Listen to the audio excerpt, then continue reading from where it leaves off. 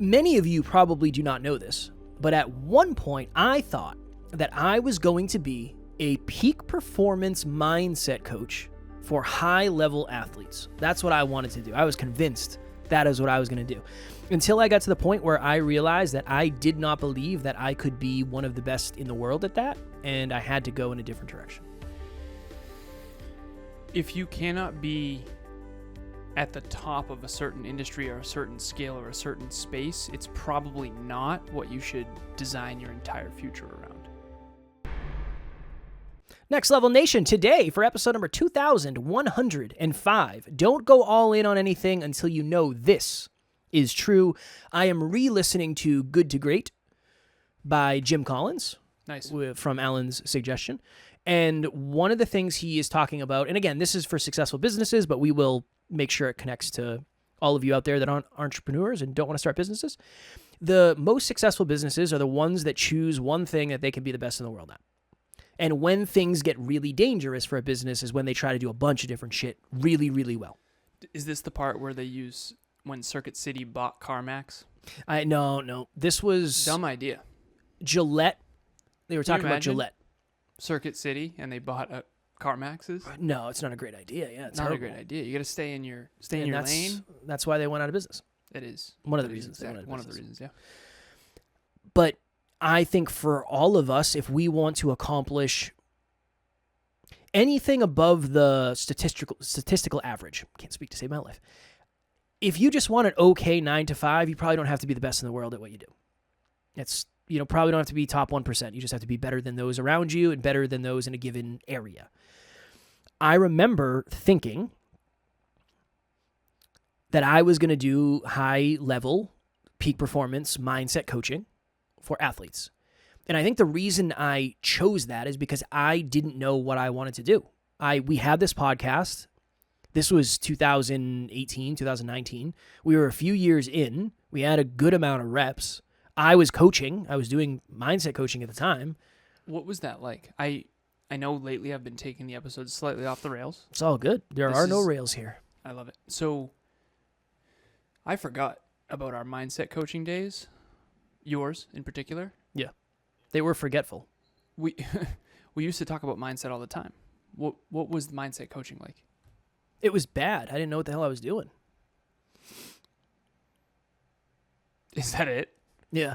What can you tell us about it? Obviously, I don't think it was probably that bad. You probably helped people dial in. I don't know. I don't know. I think I've always thought I was a bad coach. Always. Even to this day, I don't think I'm a good coach. I think I'm pretty good, but I get insecure as hell because I always feel like we get to a certain point in the call and it's like, I haven't added any value yet. I'll never forget. We were traveling. We were in Milwaukee. He says, I'll never forget. He can't remember. No, I remember the scenario. I don't remember where we were. Remember the Airbnb that how would I describe this place? It was a nice Was it one. brick? Yes. It was the nice one elevator? Yes. We had to go from one to the other in the same building. Yes, correct. Yeah, that was That's Milwaukee. the one. Okay, I came downstairs and you were on a coaching session and Yeah. you were creating a funnel for somebody. And I was like, fuck yeah. Kev's creating a funnel. I think that's my core wound. My core wound is not being good enough, not being smart enough, not being capable enough. So I think sometimes I just get insecure about it. Well, let's real quick. If you are uncertain about your coaching and the value of it, how would you sell it? How would I sell my coaching? Mm-hmm. Well, now I don't know. I definitely don't have all the answers, that I'm certain of, but I most likely have encountered and worked through almost everything you will as a podcaster just because of the pure amount of reps and or experiences. If I was a podcaster, but if I was a podcaster and I wanted to coach with you, what would I get? You would get 3,200 episodes of wisdom. You would get thousands of hours of business training, sales training, speaking training, conversation training, interviewing skills. You would essentially get a decade's worth of wisdom every single time we sit down and talk. But what I'm convinced of is I'm not a teacher like you. When somebody asks me a question, I like that. I love when clients come with questions. That's always been my jam. If you come with a list of questions, it's going to be great. I don't like pulling up a whiteboard and saying, all right, this is our lesson plan for the day. I've always just done better with questions. I don't know why. Because I think then it shows me where they want to go, so I know I'm actually checking the boxes that they want. Why does it matter what they want? That sounded wrong. I'm trying to give them what they need, not what they want. I'm trying to give them both. Because I think you have to give them both. You have to give them both, yeah. So I always ask an intention, and then they show up with an intention, or I say I can drive. So any clients listening, I say, hey, looking forward to our session today. Do you have an intention ? With a little brain emoji. And if not, I can drive. And I've been doing that, yeah. Oh, you have? Yeah, nice. I'll do that, or I'll say, what do you want to work on today specifically? Or I literally just ask the question based on where you are and where you aspire to be. What do you believe is the best use of our time? I like that question. That question always tends to give pretty good answers. One of the things we never talk about, why does coaching matter so much? It gets you thinking about the right stuff. Imagine if you had a friend who always, when you hung out with them, all they ever wanted to do was talk about your goals and dreams. It's the best. Well, that's what I'm saying. And they actually know how to help. Exactly. Because they've achieved it already, or helped someone else achieve it, or they know how because they've reverse engineered it. Yeah. The shift, though, the shift to make this applicable to the episode is I do believe I can be top 1% podcast coaches. I believe I could be the best podcast coach in the world. Eventually. Nice. But I don't know if I would. Again, for me, it didn't start at the beginning of me saying I'll go do a bunch of reps and eventually I'll have the confidence. Now it's just I've done so many reps that I have way more confidence. I didn't reverse engineer that. You did more than I did, for sure. So I said this earlier to Kev off air, and this is something that may come off arrogant or not. It's a fact regardless, at least I think. I would be surprised if this wasn't completely true. I'd have to look it up. But I think based on your current trajectory, you will have done more podcasts than anyone in history if you continue this trajectory. Because we do an episode every day, plus you have Podcast Growth University, plus you're guesting on an average of 5+ shows a week, 9 this week. And you're just so far ahead. You have 3,100. We track everything at NLU. That's like a big NLU thing, is just tracking. I actually created shout out to you, Lizzie. I helped create her peak performance tracker earlier. But one of the reasons Kevin is saying he can be top 1% in podcasting isn't just you saying that. It's based on evidence. Well, and it's I guess it depends on how you measure the evidence. There's a lot of people out there that do daily shows, but they're like 5 minutes. Still, shout out to them for doing daily shows. Not easy, but that's different. 5 minutes is different than 30 minutes. So there's depth to it too, the amount of depth, where it's like, okay, this person has written 100 books, but each book is only 5 pages long. Well, this person has written 100 books, but each book is 700 pages long. Who do you think is going to end up a better writer? The second one. It's not going to be close. The second one. It's not the second one. Close. But that has come over time. That has come over time, and I just think the other thing is it's the thing that I'm willing to learn the most about too. That's a big piece of it. I don't think I wanted to learn that much about mindset. Like to the degree I needed to. I love learning about mindset, obviously, but I didn't want to dedicate my life to learning as much as humanly possible versus with podcasting. I love learning about speaking and all that stuff. I was talking to Emilia. So Emilia and Bianca have a podcast called Evolve Ventures, and Kev is their podcast coach. And I told Emilia, I need Kevin learning everything about podcasting. And so she wants to learn everything about podcasting, and she's challenging you to come with industry stats and all kinds of stuff. All the time, yeah. And at the end of the day, for the listener, if you want to be top 1% in something, you have to know everything about it. Like there's 3 things that I've decided in advance to master more than anything else I do. Fitness, personal development, and business. And that means I need to know everything there is to know about fitness everything there is to know about personal development and everything there is to know about business. And I'm going to merge those three worlds to the best of my ability, because they're definitely not merged. That's very clear. And in the future, an ideal client for me would be, I actually have a client that's kind of like this, where he's starting a business about reaching his true potential in fitness. And it's a YouTube channel. Shout out to you, Cole. And he does fitness and personal development, and he calls it Find Your Apex is the name of it. And it's basically find your best self through personal development and fitness. And so I'm helping him with business through fitness and personal development. So I love that coaching because I'm learning those three things. I'm still going to learn about love. I'm still going to learn about relationships. I'm still going to learn about parenting. I'm still going to learn about basic things around the house.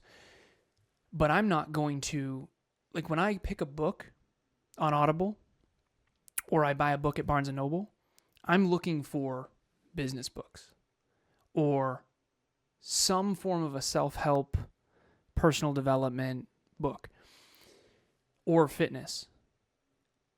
The people I follow and don't follow based on those things. So at the end of the day, and I wonder if I've ever explained this well, way back in the day, a couple hundred years ago, you grew up in small family units and you had to be good at a lot of stuff. You had to learn how to raise pigs, and you had to learn how to raise cows, and you had to learn how to farm, and you had to learn how to do mechanics, and you had to learn how to brush your own hair and cut your own hair and take care of your own teeth. In the Industrial Revolution, all of that changed, and specialization came in. Kevin and I don't need to know everything about teeth. We have dentists. We don't need to know everything about health. We have doctors. We don't need to know everything about computers. We have computer engineers. We don't need to know shit about cars. We have mechanics. The world got specialized exponentially. So on the internet, with 5.65 billion, last time I looked this up, 8 billion people on planet Earth, 5.65 billion people on the internet, and that's growing rapidly, you can be fully specialized. In 300 years ago, podcasts didn't exist, but if it did, you couldn't just be good at podcasting. Right. You wouldn't make enough money to pay for all the other things. So if Kevin and I are world class at our things, and we add that much value to that many people, because in the past, there wasn't enough people. So what's a good example of this? You had to make your own shirts because there was no one else to buy shirts from. Now, you don't ever have to make, you and I never in our life have to learn how to make a shirt. We just get to buy shirts on Amazon and they come to our door with the money that we make doing what we do.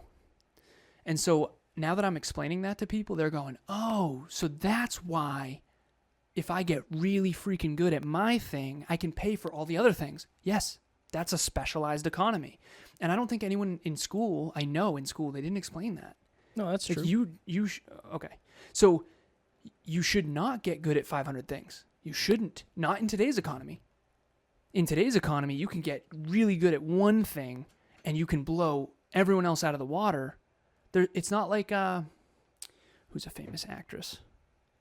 Jennifer Lawrence. Damn. Okay, Natalie Portman. Natalie Portman does not have to be good at anything else in the economy. If she wants a successful marriage and to be a great mother, like she's going to have to learn some skills.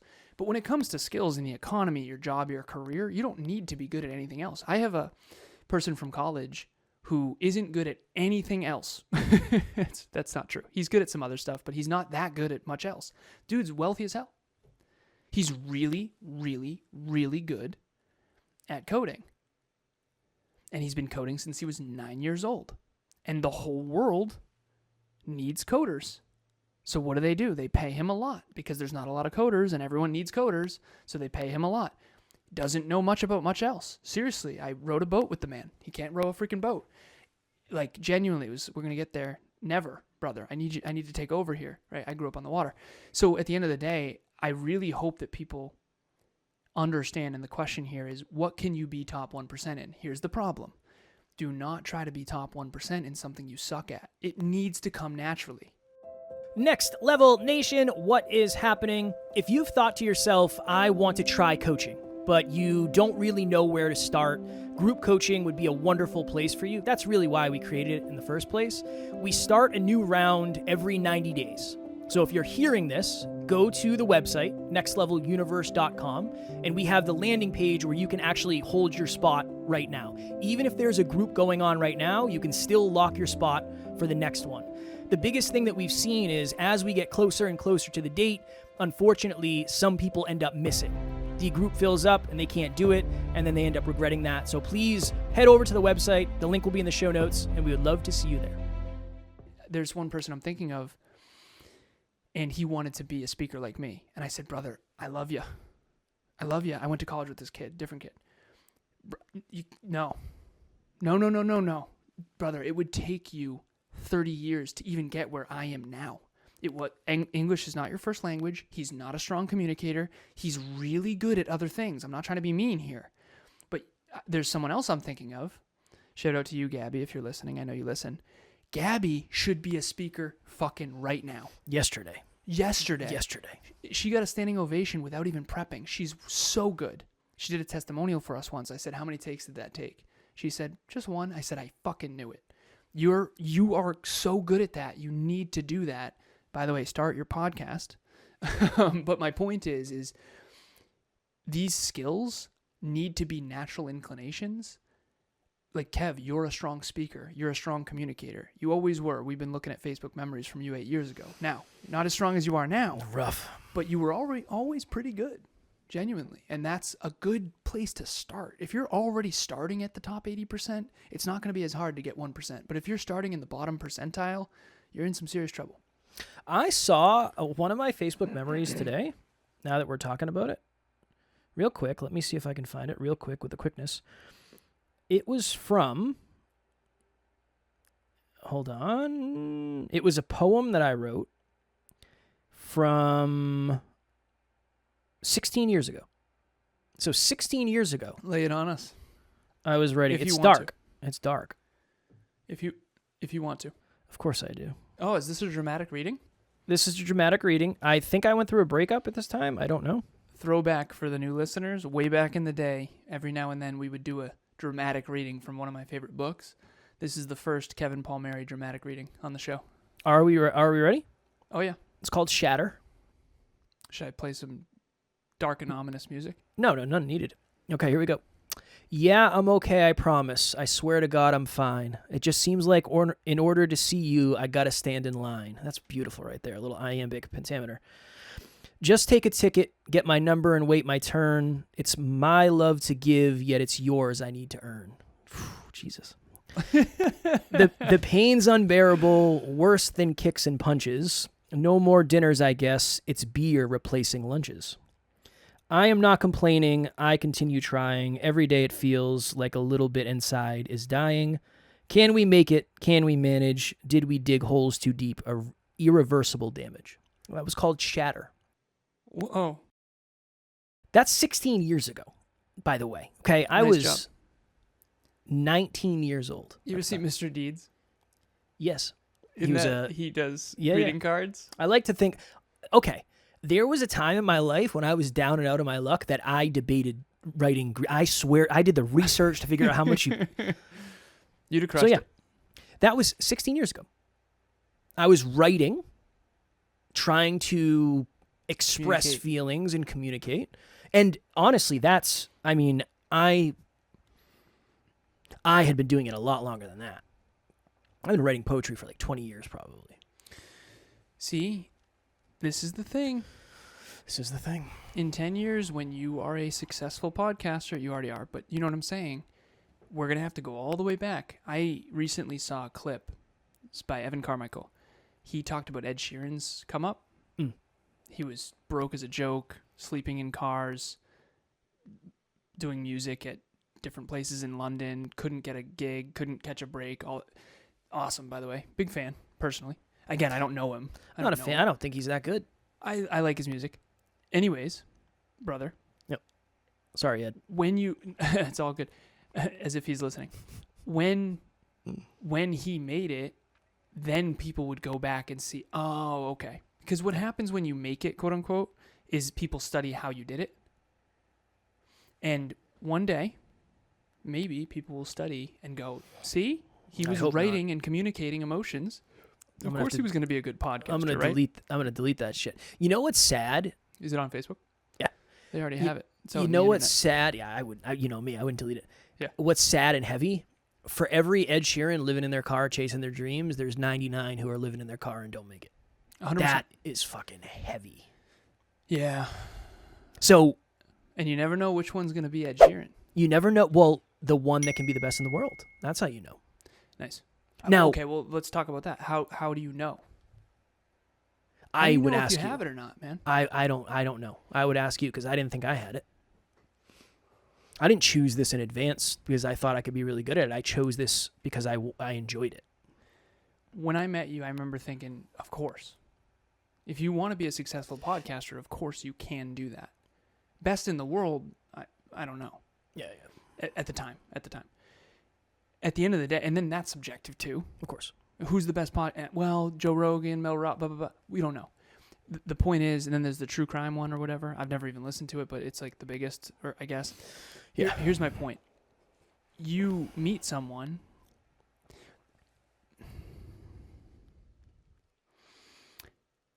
Long term, we are all more capable than meets the eye. Anyone can get better at anything. But it depends where you're starting. So, what's a good example of this? You in basketball is always a good example. You're just never going to be that good because you're just too short. It's not in the cards for you to be in the NBA. There's nobody who's 5'6" in the NBA, right? Muggsy Bogues, I believe and now he's no longer there, but I believe he was like 5'8" and he won the fucking slam dunk contest somehow. I don't even, but that's the thing is somebody will say, well, you're not Muggsy Bogues. If anything, that speaks to how amazing and incredible and elite and anomalous that human being was to win a slam dunk contest at like 5'8" is fucking impossible. I need to look up how it's nearly impossible. And so for the listeners, and to turn this into 5'3". No. Muggsy Bogues is a retired NBA point guard and the shortest player in NBA history at 5'3". No. Dude, I used to play NBA 2K. Yeah. On Dreamcast way back. I played with Muggsy. 5'3", 137 pounds.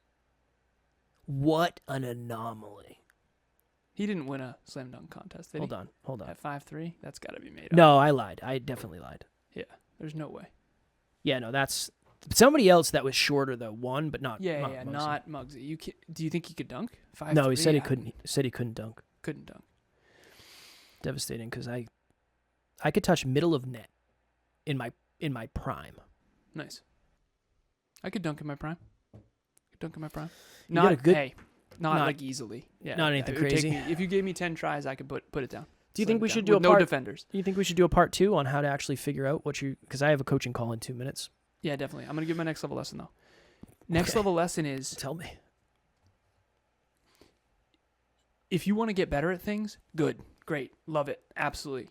Do not design your career or your business around something that you aren't already in the top 50%. Fair. Okay, we're going to do a part 2 tomorrow. You cool with that? Love it. Yeah, man. I'd like to dive more into it. That's awesome. Skill development, I'm game. You said, great. Yeah, you wanted to talk about skills. All right, cool. You know I'm in. I'll bring another dramatic rating too, maybe. Perfect. You're joking, obviously. What's your next level lesson, man? I'm serious. I'm serious as you can be. You got another poem for us? I have dozens and dozens of those. Are you kidding me? Nice. Let's do it. Are you kidding me? My next level lesson is, I think it's empowering. I think when we're young, it feels empowering for people to tell us that we can be the best in the world at anything. But the inconvenient truth is you can't be the best in the world at everything. You can't be the best in the world at almost anything. Yeah. But there might be something. My wife is way more thoughtful than I am. Mm-hmm. I mean, if there was like an award for being the most thoughtful human, she could win that. 100%. That ain't it for me. And I that's can't natural for her. That's right? natural for her. That's a natural thing. That ain't it. That ain't it for me. That's not. I would have to go so far and learn so much and go so off the beaten path that it would take me so long to even get to where she is. I'm not going to be the best in the world. Can I be better? Yes. But if I dedicate my life to something that I'm not going to be the best at, it puts you in a potentially dangerous position. Agreed. Well said. That's what I would say. All right, cool. Next Level Nation, private Facebook group for all you amazing humans who are looking to get around more growth-minded people. And we will have the link below for the Next Level Dreamliner, 5 minutes a day. If you want to build a journaling habit, 5 minutes a day will take you to the next level. Boom. As always, we love you. We appreciate you. Grateful for each and every one of you. And NLU, we don't have fans, we have family. We will talk to you all tomorrow. Keep it next level. Next Level Nation.